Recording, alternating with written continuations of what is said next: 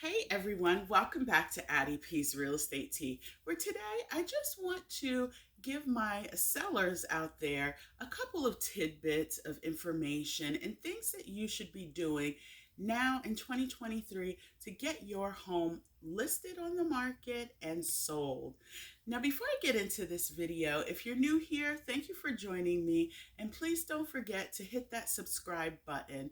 I plan on posting more content, more real estate related content in the days and months to come. So please, please, please don't forget to subscribe and join me back here on the channel. If you like what you hear in today's video, please hit the thumbs up button and also hit the bell notification to be notified of future videos on the channel. And if you are on Instagram, please do me a favor and follow me over on Instagram where I post daily real estate related content. All right, now let's get into the video. So you have the awesome idea to sell your home in 2023.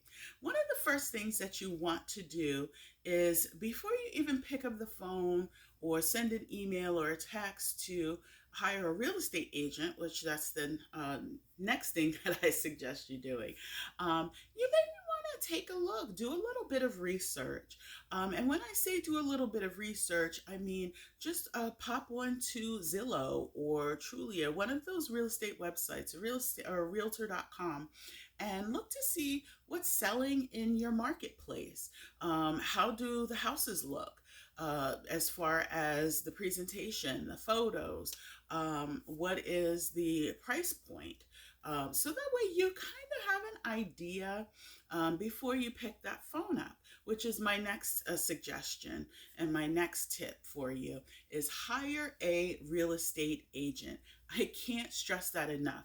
Now, of course, that's my industry. That's what I do. 17 years in the business now. But I'm saying that to you because we are the professionals.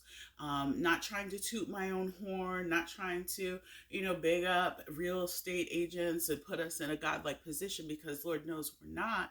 But at the same time, we know what's going on. We have our finger on the pulse. We are able to connect with certain people. We know what's happening in our marketplace. We are able to give you a more accurate snapshot and picture of what value your home will have. We are out there pounding the pavement. We're out there with buyers. We're connected with other colleagues of ours. So we really have our finger on the pulse in that sense. So you definitely want to hire a real estate agent. And also just going through the process. There is, I know at least for the state of Pennsylvania, there's a lot of paperwork, a lot of addendums and so forth, a lot of disclosures involved with selling your home, and that can become very convoluted and confusing to someone who's not dealing with that every day. That's like me trying to be an attorney.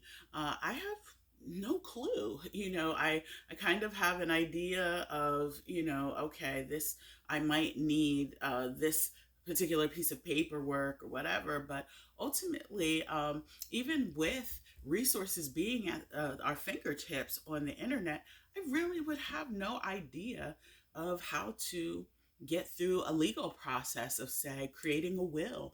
I just don't know. And I would never put myself in that position. So hire a professional, hire a real estate agent. 9 times out of 10, that agent is going to have the tools at their disposal, whether it be to get you a good market analysis report that's very rich in detail in regard to houses there in your marketplace that have sold. Also, again, paperwork that you'll need to get started. I can't tell you how many times I've run into sellers that have tried to sell their homes on their own and say, I don't want to pay that commission. Trust me, that is worth its weight in gold. To not have that burden. Oh, well, who's good? I have to be here to open up the door to show the house. Yeah, you do. So we take care of all of those things. So that's what we're being compensated for. use us, please. And also, just the fact of being represented professionally online. And when I say that, photographs. Most real estate agents either have a personal connection, they themselves do a wonderful job at photographs. You want to present your home in the best light possible. I don't care if your home is dated or it needs repairs. You want it to shine. You're in a competition. You want someone to buy your home before they buy your neighbor's home. If that makes sense to you. So you have to hire the best. You have to hire a real estate agent. That's it. Simple as that. All right. After hiring a real estate agent, you want to also listen to your real estate agent.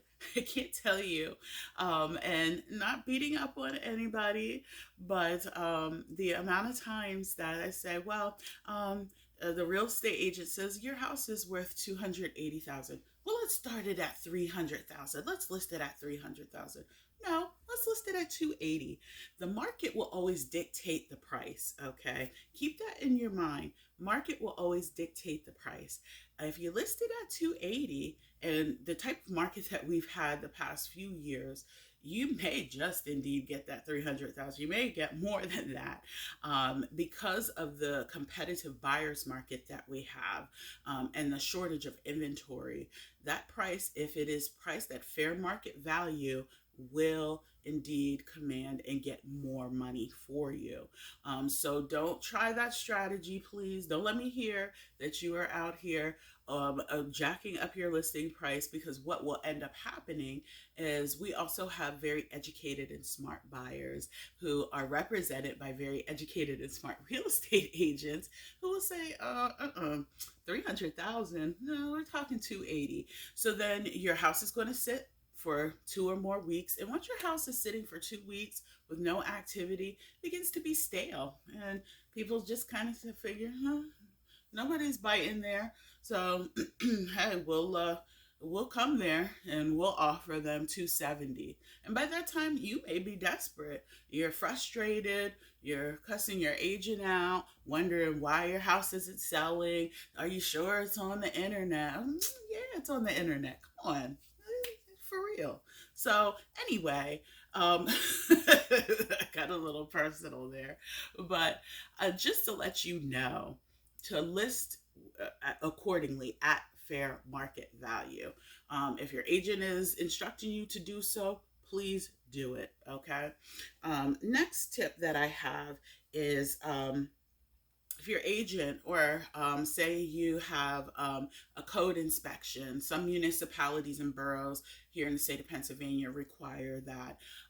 If there are any listed repairs and you are in the financial position to do that, any kind of cosmetic type of repairs or renovations that are recommended to you, please do them. I understand that we are in a market that is highly competitive and people are offering their firstborn children. I'm just joking. Well, maybe not, but I'm just saying that we are in a highly competitive market. And while, yes, some folks are throwing the kitchen sink at you saying, hey, please, please, please let me buy your house. That is totally understandable, to say, well, I don't have to do that. And again, if you're not in a financial position to do it, by all means. But if you are, do it. It's only going to command you and get you more money. That's it. End of story. It's simple. Do the repairs, fancy your house up, make it look presentable, make it look like what you would want it to look like when you go out and you're purchasing something. Okay, keep that in the back of your mind. If you knew that buying a house, say you're looking at a house and the seller and the other person who's selling the house is saying, oh, well, I'm not doing that. Let them do it. I don't care. They know I'm not disclosing that or saying this or that. Let them fix it. You would be turned off totally. So don't take that mindset. Take the mindset of, hey, I'm taking this seriously. I want this to be a good experience all around. Whoever buys this home, whether they're living in it, whether they're going to invest and rent it out, whatever they're going to do with the house, I want it to be a good experience for both themselves and for myself. Okay. Do unto others as you want done unto you. So make sure that you get that house right. Okay. Before anybody comes in there, before it hits the market, if there are repairs, renovations, whatever it may be, just do them.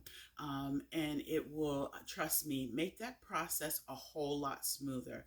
And I'm even going to go a step further. If you're really well vested into selling your home and maximizing your dollars, I suggest getting a home inspection. Even though on the buyer end that typically takes place, I suggest getting that home inspection only because it will eliminate any of those potential issues down the road when you do secure a buyer, when you do list the house, when you do secure a buyer, and that buyer says, well, I want to get a home inspection. Well, it's up to you. You could get one, but here's the home inspection report that I got. I fixed the items that needed to be fixed on here, and end of story. So you may eliminate that piece of it by doing that. I know a lot of sellers don't. You certainly don't have to. That's just the extra added, layer there of fabulousness, if that makes sense, to getting your home on the market and just being above all the other competition in that sense.